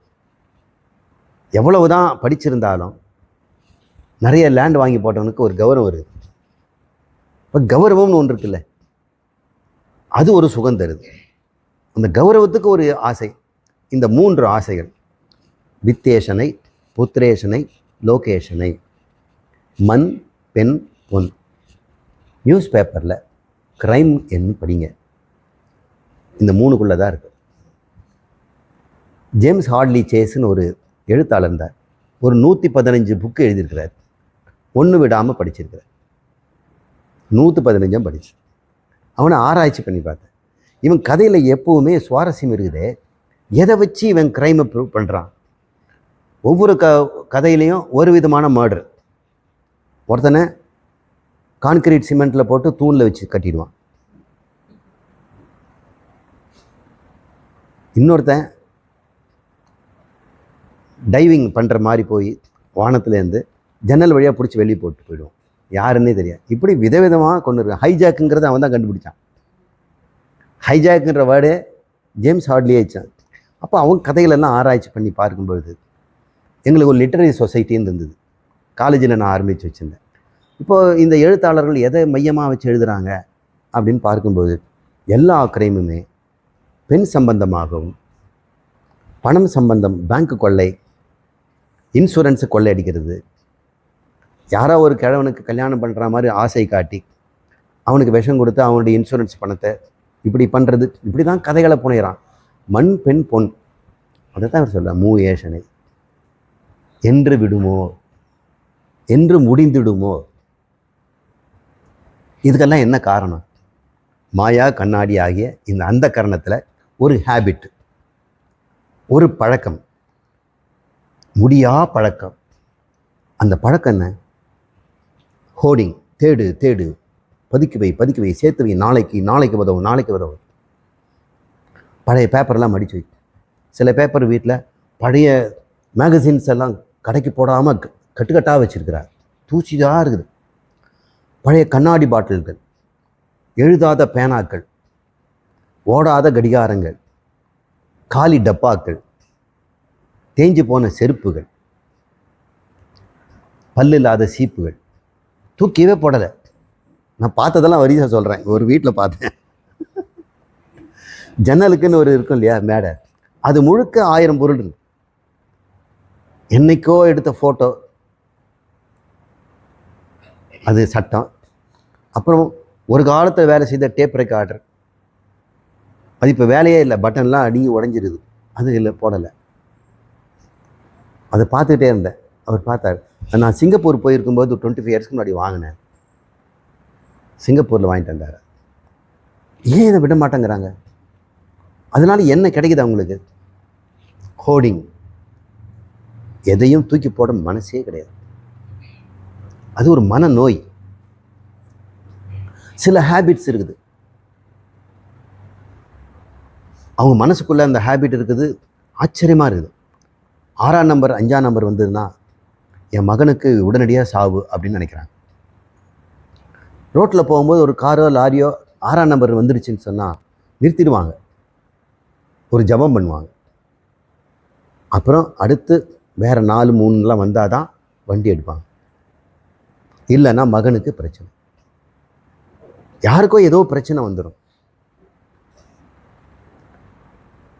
பால் பாத்திரத்தை திறந்துருக்கிறது பார்த்துட்டோம்னா, ஐயோ இது எப்படி நான் மூடாமல் போனேன், இந்த பாலை கொட்டிடணும். இல்லைன்னா போய் பார்ப்பாங்க தூங்குறவங்கலாம் உயிரோடு இருக்கிறாங்களான்னு, குடிச்சிட்டு எதாவது. இது ஒரு கெட்ட பழக்கம். இந்த மனம் என்ன ஒன்றா பண்ணும். இந்த பற்றி பேசணுன்னா உங்களுக்கு சுவாரஸ்யமாக போயிடும். மாயை விடா அப்படிங்கிறது, மாயை எங்கேயோ தேடாதீங்க, உங்கள் அந்த கரணமும் தான். அந்த கரணத்தை விட மாயை ஒன்றுமே கிடையாது. உங்களை உங்களுக்கே தப்பு தப்பாக காட்டும்.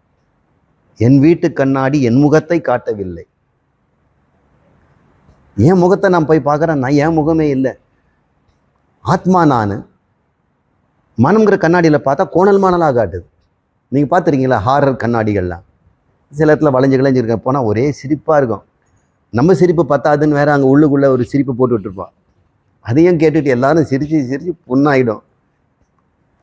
இவன் ஒன்று உன் கண்ணாடியில் பார்ப்பான், நீ பாரு பாரு ஒன்று, நீ உன் கண்ணாடியில் பாரு அப்படின்னு. நானும் என் தங்கையும் போனோம். அண்ணான்னு அவர் சிரிக்கிறார். நீ எதுக்கு சிரிக்க, நீ பாரு அப்படின்னு நானும் சிரிக்கிறேன்.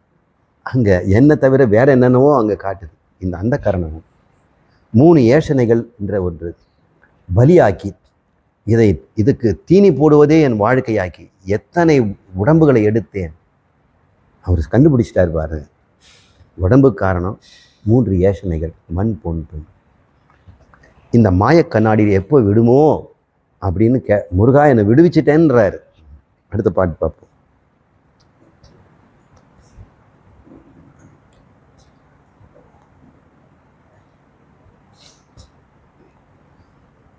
வினை ஓடவிடும் கதிர்வேல் மறவேன், மனையோடு தியங்கி மயங்கிடவோ, சுனையோடு அருவி துறையோடு பசுந்தினையோடு இதனோடு திரிந்தவனே.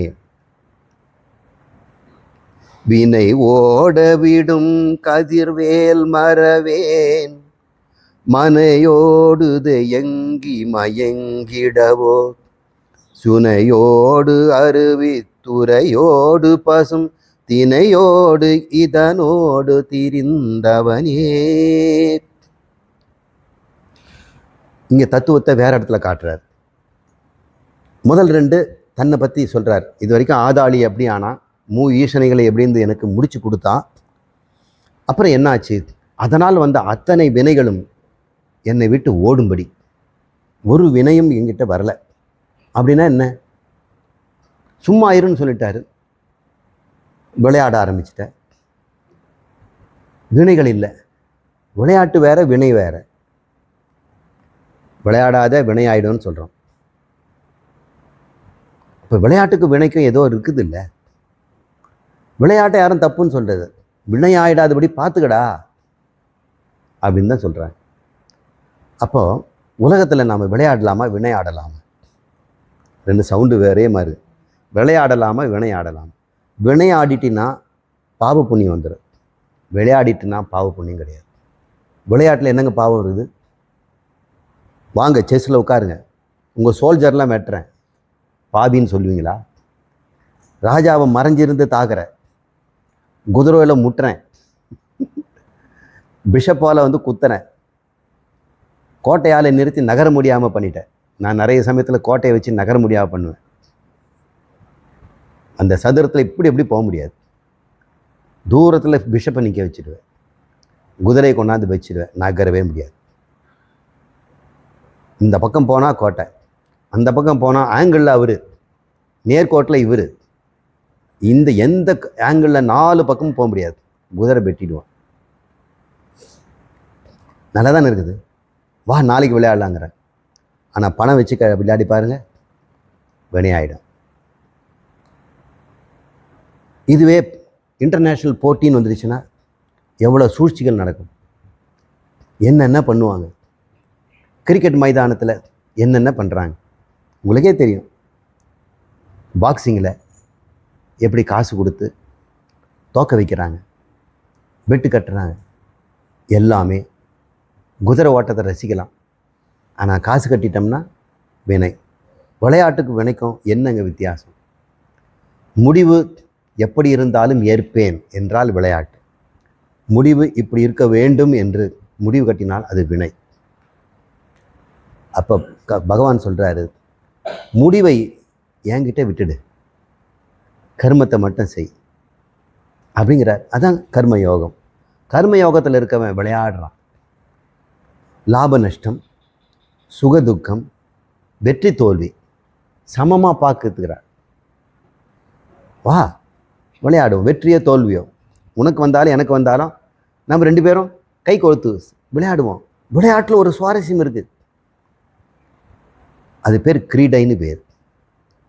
தண்ணீர் விளையாட்டு, வாட்டர் ஸ்போர்ட், ஜலக்கிரீடை கிருஷ்ணன் செய்து காமிச்சார்.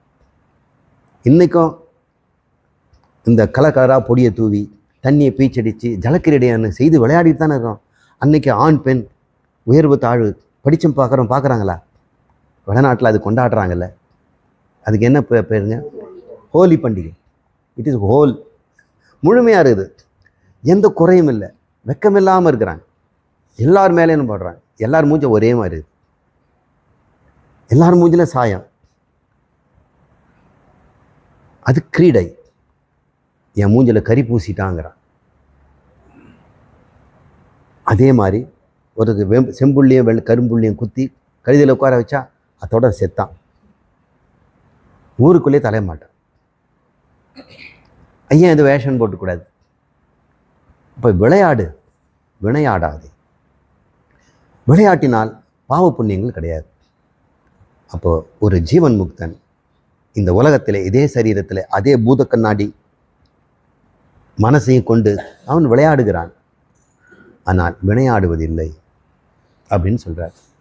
இப்போ நான் என்ன பண்ணுறேன்? முருகா, என்னை வினையாடுறதுலேருந்து என்னை காப்பாற்றிட்டேன். வினை ஓட விடும் கதிர்வேல் மறவேன். இந்த வினையை என்னிருந்து ஓட விட்டார். என்கிட்ட வினையாடி கொண்டு எதையுமே குரூரமாக திமிப்பது, எதுவுமே எனக்கு வெற்றி கிடைக்கிற மாதிரி திட்டம் போடுவது, மற்றவனை வீழ்த்துவதுன்றது தான் என்னுடைய வேலையாக இருந்தது.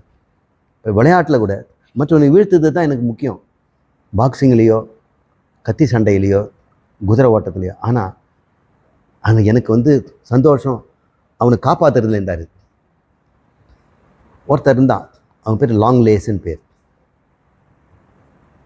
ஒரு இங்கிலீஷ் மேன். அவன் எழுதுகிறான், ஒலிம்பிக்கில் 2 பேரும் ட்ரிபிள் ஜம்ப்புன்னு ஒன்று, 3 ஜம்ப் பண்ணி அதுக்கப்புறம் லாங் ஜம்பில் போகிறது. இந்த இங்கிலீஷ் மேன் லாங் லேஸ், அவன் அந்த நீக்ரோ பிளாக்கு, அவன் செய்யும்போது என்னை விட அவன் கெட்டிக்காரன். ஆனால் ஒரு சின்ன மிஸ்டேக் பண்ணுறான். அதை மட்டும் கரெக்ட் பண்ணிட்டோம்னா இவனை அடிக்கவே முடியாது, நான் இவனை தோக்கடிக்கவே முடியாது. ஒலிம்பிக்கில் 2 பேருமே ட்ரிபிள் ஜம்ப்பு.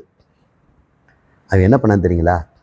அவனை கூப்பிட்டு, உன் மிஸ்டேக் இதை மட்டும் கரெக்ட் பண்ணுன்னா. இவன் தோத்துட்டான், அவன் ஜெயிச்சிட்டான். இதாங்க விளையாட்டு. நான் எஸ்எல்சி படிக்கும்போது இங்கிலீஷ் டெக்ஸ்ட் புக்ஸில் இருந்தது, எப்படி வாழணும்னு கற்றுக் கொடுக்குது. Life through literature. இலக்கியங்கள் நம்ம வாழ்க்கையை நம்ம வாழ கற்றுக் கொடுக்குதுங்க. இலக்கியத்தை விட்டுட்டு நாம் எங்கே போய் மொழியை படிக்க போகிறோம்? யூட்டிலிட்டேரியன் இங்கிலீஷ்னு இப்போ ஏதோ சொல்லித்தராங்க. நாங்கள் வந்து இங்கிலீஷ் லாங்குவேஜ் த்ரூ லிட்டரேச்சர் அப்படின்ட்டு தான் புக்கு பேர். லிட்டரேச்சர் மூலம், இலக்கியத்தின் மூலம் மொழியை கல் அப்படிங்கிறாங்க. மொழியும் கற்றுக்குவேன், மொராலிட்டியும் கற்றுக்குவேன், எத்திக்ஸை கற்றுக்குவேன், நீ எப்படி வாழ்க்கையை நீ சந்தோஷமாக வாழுங்கிறது கற்றுக்குவேன், லாங்குவேஜும் கற்றுக்குவேன். இப்போ வந்து ப்ராக்டிக்கல் லாங்குவேஜ் அதெல்லாம் லிட்ரேச்சர்லாம் வேண்டாம். எதுக்கு கீட்ஸு, எதுக்கு வேர்ட்ஸ்வொர்த்து, எதுக்கு காண்ட்டு, இதெல்லாம் வேண்டாம். நீங்கள் அதெல்லாம் தேடி தேடி படிக்கணும். அன்னைக்கு நம்ம ஸ்கூலில் மறுக்கப்பட்டதை இப்போ வாழ்க்கை முழுக்கிறது படிங்களேன். யாருக்கு படிக்க வேண்டாம்? கண்டதில் இப்படி படிங்க அவர் சொல்கிறார். இப்படி என்னை விதை ஓட விட்ட, என்னிடம் விளையாட்டை கொடுத்த அந்த லாங் லேசன் சொல்கிறவனை நீங்கள் மறக்கவே முடியாது. என்னால் மறக்க முடியலைங்க. எப்படிங்க ஒலிம்பிக்கில் நான் வந்து இன்னொருத்தனை ஜெயிக்க விடுவேன்? எங்கள் நாட்டுக்கு நான் துரோகம் பண்ணுறேன். ஆனால் ஒரு சக விளையாட்டுக்காரனுக்கு இதை கூட சொல்லாமல் இருந்தேன்னா நான் எப்படிப்பட்டேன்? அந்த ரகசியம், அந்த பலவீனத்தை அவனுக்கு கொடுத்து நான் ஜெயிக்கிறத விட அந்த பலவீனத்தில் அவன் ஜெயிக்கிறது கிடைக்கிற வேல்யூ இருக்குது பாருங்க. அது கொடுக்குற சந்தோஷம். இன்னைக்கு டெக்ஸ்ட் புக்கில் அவன் நிற்கிறான். அப்படி சொல்கிறார். அப்படிப்பட்ட ஒரு வினை என்கிட்ட இருந்ததப்பா, அதை ஓட விட்ட வேலை நான் மறவேன் மறவேன். மனையோடு தியங்கி மயங்கிடவோ. மனைனா மனைவி அப்படின்னு எடுத்துக்கலாம், மனைனா வீடுன்னு எடுத்துக்கலாம். இந்த மனைங்கிறது எதுவும் சொல்லலாம், ஏன்னா இது சேத்திரம் தானே, உள்ளே இருக்கிறவன் தானே சேத்திரச்சன். இந்த மனையோடு இயங்கி, இதுக்கு ஒரு இயக்கம் இருக்குது இல்லை, இது தானே இயங்கி எந்திரம் தானே. இது நீங்கள் இதை இயக்கிட்டே இருக்கிறீங்களா? இந்த இயந்திரம் இயங்கிக்கிட்டே இருக்குது. வெட் கிரைண்டர் உள்ளே போட்டால் அரைச்சி ஜீரணம் பண்ணுது. மினி வெட் கிரைண்டர் நாம் உட்காந்துக்கிட்டு சாப்பிட்டுக்கிட்டே இருக்கிறோம். மூச்சு விடுறோம், ஒரு கவலையும் இல்லாமல் மூச்சு விடுறோம். அது மூச்சு திணறும் போத்தா டாக்டர்கிட்ட போகிறோம். இது வந்து தானியங்கிய எந்திரம். நம்முடைய மனமும் தானியங்கிய எந்திரம். ஆனால் அதுக்கு ஒரு குறிக்கோள் இருக்குது. இந்த உடம்பு தானிக்கிறதுக்கு ஒரு குறிக்கோள் இருக்குது. பசி தாகம் வராமல் பார்த்துக்கோ. இதுக்கு வந்து பில்டின் மெக்கானிசம். இதுக்கு பசி வந்தால் நம்மளை சொல்லிடும், மாஸ்டர் ப்ளீஸ் ஃபியூவல், கேஸ் கொடுங்க, ஏதோ பெட்ரோல் கொடுங்க அப்படின்னு. தாகம் வந்தால் கேட்டுடும், I am trying please pet me, என்னை ஈர பண்ணு அப்படின்னு கேட்கும். மனமும் அது மாதிரி ஒரு ஹேபிச்சுவேட்டட் ஒரு பழக்கத்தில் அது வந்து சில 3 ஏஷனையை கொடுத்துக்கிட்டே இருக்குது. இந்த உடம்பும் மனமும் எனக்கு ஏஷனைகளை கொடுத்து கொடுத்து கொடுத்து என்னை நாசம் பண்ணிச்சே, அதிலிருந்து நான் மயங்குவனோ அப்படின்னு கேட்குறாரு. மறங்கும் நான் மயந்துடுவனோ? இல்லை, இனிமேல் இந்த 3ஐயுமே நான் விளையாடுவேன். மண்ணோடு விளையாடுவேன், பொன்னோடு விளையாடுவேன், பெண்ணோடு விளையாடுவேன். அந்த விளையாட்டு எப்படி இருக்கும்? கண்ணன்கிட்ட போய் கேளுங்க. விண்ணோடும் மண்ணோடும் விளையாடும் வெண்ணிலவே. அந்த வெண்ணிலா விளையாடுது. மண்ணுலேயும் அதோடைய வெளிச்சத்தெல்லாம் நீங்கள் பார்க்கலாம். அந்த நிலா ஒளி தென்னங்கீத்து வழியா அப்படியே விளையாடுது. அது விண்ணோடும் விளையாடுது. விண்ணோடும் மண்ணோடும் விளையாடும் வெண்ணிலவே. கண்ணோடு விளையாடும் கலை அழகே. பாட்டு கவிஞர்கள் சொல்கிறாங்க, விளையாடுங்க. எங்கே தான் விளையாட்டு இல்லை? இந்த இயற்கையினுடைய விளையாட்டு எவ்வளோ அழகாக இருக்குது தெரியுங்களா? இந்த உடம்பும் இயற்கையில் ஒரு பகுதி. இதோடு விளையாடுங்க. எனவே இந்த வினை ஓடுங்கிறத நீங்கள் விட்டுட்டு விளையாடும்படி செய்தாயே, இந்த மனையோடு விளையாடும்படி செய்தாயே, நான் இனிமேல் வினை கொண்டு மயங்க மாட்டேன் என்று சொல்கிறார். அடுத்து, முருகா, உன்னை பற்றி நான் சொல்கிறேன். சுனையோடு, அறிவித்துறையோடு, பசுந்திணையோடு, இதனோடு திரிந்தவனே. புரியுதுங்களா? எங்கெல்லாம் திரிஞ்சாவன்? சுனையோடு, ஏன்னா காடு. வாவி அப்படின்னா சுனைன்னு அர்த்தம். வாவின்னா சுனை. இங்கே அணுவாவின்னு ஒரு இடம் கோயம்புத்தூரில். அனுமன் அந்த சுனையில் தண்ணி குடிச்சனால அனுமன் வாவி. அனுமன் இந்த மலையை தூக்கிட்டு போனார்ல, அந்த மலையை தூக்கிட்டு போகும்போது நடுவில் கொஞ்சம் தண்ணி தாகமாக இருந்ததுனால இறங்கி நம்ம கோயம்புத்தூரில் பெரிய தடாகத்துக்கிட்ட அணுவாவியில் குடிச்சிட்டார், தண்ணி குடிச்சிட்டுனார். அதனால் நம்ம ஒரு சுவாமி அங்கே இருக்க அனுமனுக்கு பெரிய சிலை வச்சிருக்கிறார். அதனால் அணுவாவி சுப்பிரமணியர் கோயிலே பேர். சுப்பிரமணியர் தான் அது இருக்கிற இடம் அணுவாவி. அந்த சுனைக்கு நீங்கள் போய் பார்க்கலாம். சுனைங்கிறது ரொம்ப கம்மியாக தண்ணியாக தான் இருக்கும், ரொம்ப ஸ்வீட்டாக இருக்கும், மினரல் வாட்டர். ஆனால் அது மினரல் என்று சொல்லக்கூடிய இந்த மண்ணிலேருந்து வருது. அந்த மண்ணில் இருக்கக்கூடிய தாமிரங்களை எடுத்துகிட்டு வரதுனால தாமிரபரணின்னே பேர். அதில் காப்பர் ரிச் அந்த அந்த வாட்டர், தாமிரபரணி தண்ணீர். அதில் எடுத்து தான் அந்த தஞ்சாவூர் மண்ணை குழைச்சி ஒரு பொம்மை செய்தாங்க. தாமிரபரணி தண்ணி அது மினரல் வாட்டர். நம்ம அணுவாவி இந்த நீ எங்கே தண்ணி குடிக்கிற? சுனை என்ற இடத்துல, சின்ன இடத்துல இருக்கு வரும், அவ்வளோ ஸ்வீட்டாக இருக்குமா. நீ குடிக்கணும். மலை ஏறி போகும்போது சுனையில் வர தண்ணியை அப்படியே அள்ளி பண்ணி பாருங்கள், இளநீருக்கு மேலே அது இனிப்பாரு. அதுக்கப்புறம் என்ன பண்ணுவேன், அது அங்கேயே பொங்கி பெருகி தாங்க முடியாமல் கொட்டுமா அருவி, அந்த துறையோடு இருப்பேன். அதுக்கப்புறம் விடுவியா, அந்த தண்ணீர் ஓடி பசும் திணை கூட்டங்கள் அது வளர்க்குமா, அங்கே ஏனி விளையாடுவேன். அதுக்கப்புறம் பரன் ஒன்று கட்டியிருப்பானான் வள்ளி, இந்த கிளிகள் எல்லாம் விரட்டுறதுக்கு அந்த பரன், அது பேர் இதம்னு பேர். இதனோடும் இங்கே தான் விளையாடிட்டு திரிஞ்ச முருகா அப்படின்னு சொல்கிறார். இப்போ சுவாமிக்கு அது என்ன தோணுச்சுன்னா, சுனைங்கிறது காரணம், அருவித்துறைங்கிறது சூட்சுமம், அது திணையாக விளைவு ஏற்படுது, அது காரியம், ஸ்தூல காரியம். இந்த மூன்றிலிருந்து மேலேறி பனையில் ஏறி உட்காரணும். காரண சூக்ஷ்ம ஸ்தூல சரீரத்தில் ஏறி நாம் பனை இந்த பனை என்ற உச்சியில் ஏறணும், பரன் மேலே ஏறணும், மேல் பதத்தை அடையணும், மேலான பதத்தை அடையணும். அப்படி எங்களுக்கு வழிகாட்டியவனே, அப்படி திரிந்தவனே அப்படின்னு சொல்கிறார். ஞானிகளெல்லாம் இப்படி மூணில் தான் திரிகிறாங்க. காரண சூக்ஷ்ம ஸ்தூல சரீர அனுபவங்களையும் தாண்டி துரியாதீதம் என்கின்ற உடல் நீங்கிய பேரானந்தத்திலே அளவற்ற தடையற்ற கூம்பலும் விரிதலும் இல்லாத இந்த மனங்கிற லென்ஸு கூம்பும் விரிக்கும், கூம்பலும் விரிதலும் இல்லாமல் மனதிலும் தொய்தலும் இல்லாத ஆனந்தத்தை, நிஜானந்தத்தை, சதானந்தத்தை, நித்தியானந்தத்தை எனக்கு காட்டினியே, அதுதான் இதனோடுங்கிறது. இதன்கிறது பரன். இப்படி நம்ம இந்த பாடலை நம்ம புரிஞ்சுக்குவோம். சாகாது எனையே சரணங்களிலே காகா நமனார் கலகம் செய்யும் நாள் வாகா முருகா மயில்வாகனனே யோகா சிவஞான உபதேசிகனே. முதல்ல வெறும் தேசிகனார், இன்னைக்கு உபதேசிகனே.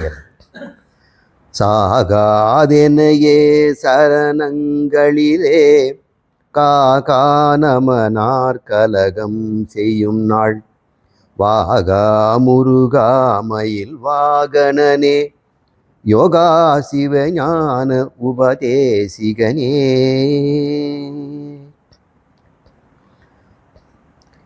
இந்த நமனார் கலகம் செய்யும் நாள், நமனார்னா யமன்.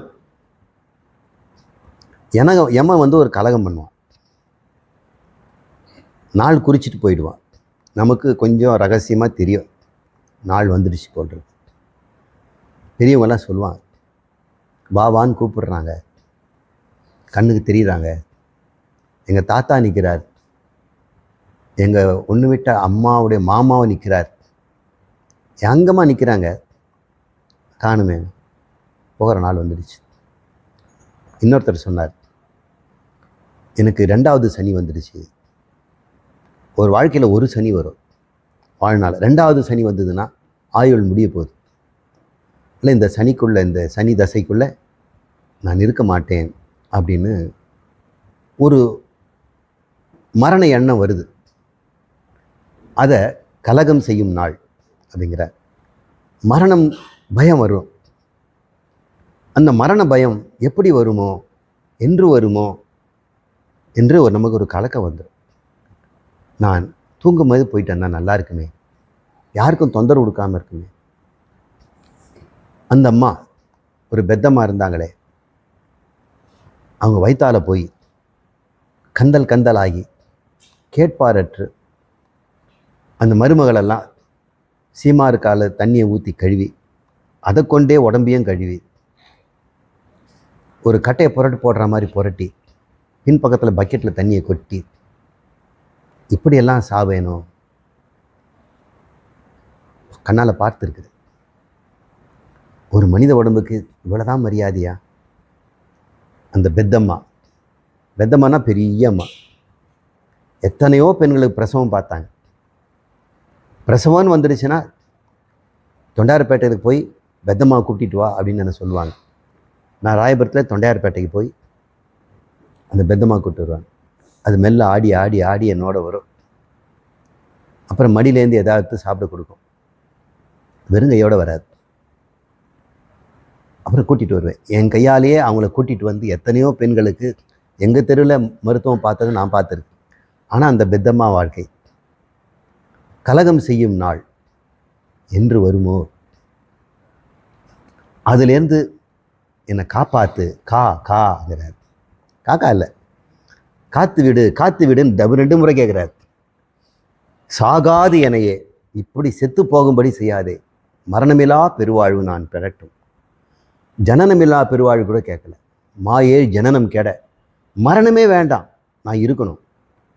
பிறக்காமல் இருக்கணும்னாக்கா அது சில பேர் பயம் வந்துடும், நம்ம பிறக்காமல் இல்லாமல் போயிடுவோமோன்னு. ஏன்பா நீ சாகாமல் இருக்கிற வரம் கொடுக்கட்டுமா? அது நல்லா இருக்குதுங்க, நான் இருப்பேன்ல. நம்முடைய ஆசையை எப்பொழுது இருக்கணுங்கிற ஆசை, பிறக்கணுங்கிற ஆசைனுக்கு பயமாக தான் இருக்குது. ஆனால் பிறக்காமலும் இருந்துட்டான்னா நான் இல்லாமல் போயிடுவணும். அதனால் அவர் கேட்குற நிறைய பேர் அமிர்தம் மரணமற்ற வாழ்க்கையை தான் நமக்கு சொல்லுது. அப்படிப்பட்ட சாகாத வாழ்க்கையை உன் சரணங்களிலே பாதத்திலே நீ ஏற்றுக்கொண்டாயே. அதனால் நமனார் கலகம் செய்ய நாள் வரும்பொழுது என்னை காப்பாற்று காப்பாற்று அப்படின்னு கா என்று சொல்கிறார். என்னை காத்து விடு, அது டபுள் முறை. வாகா, அந்த சொல் நயம் பாருங்க. சாகா, காகா, வாகா, யோகா, மோனை, எதுகையும் மோனையும் அழகு. சந்த கவி பாடுறதுல காளிதாசரும் அருணகிரியும் அடிச்சுக்க ஆள் இல்லை. காளிதாசரும் அருணகிரியும், காளிதாசத்தை நீங்கள் ரசிக்கணும். வாகா, வாகை சூடியவனே. வாகைங்கிறது ஒரு மரத்தினுடைய பூ, வாகை மரம், தூங்கு மூஞ்சி மரம்னு கூட நம்ம சொல்கிறோம். அந்த ஒரு வகையை சேர்ந்தது தான் அழகான மயிலினுடைய கொன்றை மாதிரி இருக்கும், அது பேர் வாகை. அதை தான் ஜெயிச்சவங்க வச்சுக்குவாங்க அடையாளம். ஜெயிச்சவங்க தள்ள வாகையை போட்டான்னு ஜெயிச்சிட்டான்னு அர்த்தம். வேற ஒன்று போட்டு வந்தானா தோத்துட்டான்னு அர்த்தம். வேற ஒன்று மாட்டி அனுப்புவாங்க. இது இத்தாலி நாட்டில், ரோம் நாட்டிலெல்லாம் ஒலிம்பிக்கு போட்டி வைப்பாங்க. அவங்க தான் அந்த போட்டியை வைப்பாங்க. அதில் வீரர்களுக்கிட்ட எல்லா விதமான பந்தயங்களும் வைக்கப்படும். அதில் ஜெயிச்சவனுக்கு ஆளி இலைன்னு சொல்லக்கூடிய ஆளி மரத்தினுடைய இலையை ஒரு ரீத்துன்னு கட்டுவாங்க. அதை கழுத்தில் மாட்டி இங்கே வச்சுப்பாங்க. அதை மாட்டினோம்னா அவனுக்கு கோடி பொண்ணு கொட்டா மாதிரி. அதுக்கு ஏங்குவாங்க. நீ எல்லாவற்றையும் ஜெயிச்சவனாச்சே, வாகா, வாகை சூடியவனே, முருகா. இதை நம்ம முன்னையே சொன்னோம். முருகு என்றதெல்லாம் வல்லினம், மெல்லினம், இடையினம், 3 தமிழுடைத்து சேர்ந்தவன். மெல்லினம் என்ற ரு, இடையினம், வல்லினம்ங்கிற கா, 3 தமிழ் உரைத்தவனாச்சே. முத்தமிழும் உங்ககிட்ட ஆடுது. வள்ளிக்கு கூட பேர் முத்தமிழ் வள்ளின்னு பேர். அவளுக்கு வள்ளிக்கும் முத்தமிழ் வள்ளின்னு பேர். தமிழகத்தில் இருந்தவன். முருகா, மயில் வாகனனே, யோகா, ஞான யோகம் கர்மயோகம் எனக்கு சொல்லி கொடுத்தவனே. ஞான யோகத்தினால் நான் முக்தியையும், கர்மயோகத்தினால் மன தூய்மையும் பெற்றேன். யோகத்தினால், கர்ம யோகத்தினால் மன தூய்மையும், ஞான யோகத்தினால் முக்தியும் எனக்கு தந்தவனே யோகா. சிவஞான உபதேசிகனே, சிவனத்துக்கும் சிவனை பற்றியே உபதேசம் சொன்னேன். சிவன் யாருன்னு சிவனுக்கே உபதேசம். சிவஞானம்னு பேர், அது பதிஞானம்னு பேர். இப்போது சைவ சித்தாந்தம் சொல்லுவாங்க, பாசஞானம். இந்த உலகம் பிரகிருதி எப்படிப்பட்டதுன்னு கற்றுக்கிறது பாசஞானம். ஜீவன் யார், அவனுடைய அந்த கரணம், ஞானேந்திர கர்மேந்திரியங்கள், இதெல்லாம் பசு ஞானம். இறைவன் யார், எப்படிப்பட்டவன், எப்படி சிருஷ்டி செய்தான், அவனுடைய சச்சிதானந்த ஸ்வரூபம், இது பதிஞானம். இப்போ பாசஞானம், பசுஞானம், பதிஞானம் மூன்றையும் பெற்றா இது பேர் சிவஞானம்னு பேர். அதனால் சிவஞான போதம்னே அந்த நூலுக்கு பேர். சிவஞான போதத்தை மெய்கண்ட சாஸ்திரம்னு சொல்கிறோம். அப்படிப்பட்டதை இந்த நாட்டுக்கு உபதேசித்தவனே சிவஞான உபதேசிக்கனே. அங்கே சிவனுக்கு உபதேசம் பண்ணவன், இங்கே சிவஞானத்தை எங்களுக்கெல்லாம் கொடுத்தவனே அப்படின்னு அற்புதமாக பாடி முடிச்சிருக்கிறார். அடுத்த வாரம் மீதி இருக்கிற பாடலை நம்ம பார்ப்போம். ஓம் பூர்ணமத பூர்ணமிதம் பூர்ணாத் பூர்ணமுதச்யதே பூர்ணஸ்ய பூர்ணம் ஆதாய பூர்ணம் ஏவாவசிஷ்யதே. ஓம் சாந்தி சாந்தி சாந்தி. ஹரிஹி ஓம். ஸ்ரீ குருப்யோ நமः. ஹரிஹி ஓம்.